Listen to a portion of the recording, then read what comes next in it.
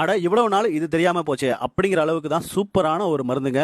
வீட்டில் இருக்கக்கூடிய பக்கத்தில் நம்ம வீட்டு பக்கத்தில் இருக்கக்கூடிய செடிகள்ல இருந்தே இந்த மருந்து நம்ம ஈஸியாக தயாரிக்கலாம். ரொம்பவுமே எஃபெக்டிவா இருக்குங்க. அந்த காலத்தில் உள்ளவங்களுக்கு கண்டிப்பா தெரியும். எந்த ஒரு பொருளுமே இலவசமா கிடைச்சிச்சுன்னா அதோட வேல்யூ யாருக்குமே தெரியாதுங்க. அப்படி ஒரு செடி தாங்க இந்த எருக்கஞ்செடி.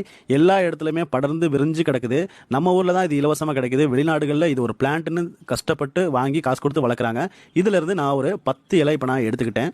பேன் அடுப்பில் வச்சுட்டு 2 டம்ளர் அளவுக்கு தண்ணி ஊற்றிக்கலாம். இலையை வாஷ் பண்ணதுக்கப்புறம் இதில் போட்டுக்கலாம். தண்ணி பார்த்தீங்கன்னா நல்லா பச்சை கலரில் மாறிடும். ஒரு 5 நிமிஷத்துக்கு கொதிக்க வச்சு இலையை பின்னாடி முன்னாடி திருப்பி விட்டிங்கன்னா ரெடி ஆயிரும். அடுத்ததாக காட்டன் துணி எடுத்துக்கோங்க.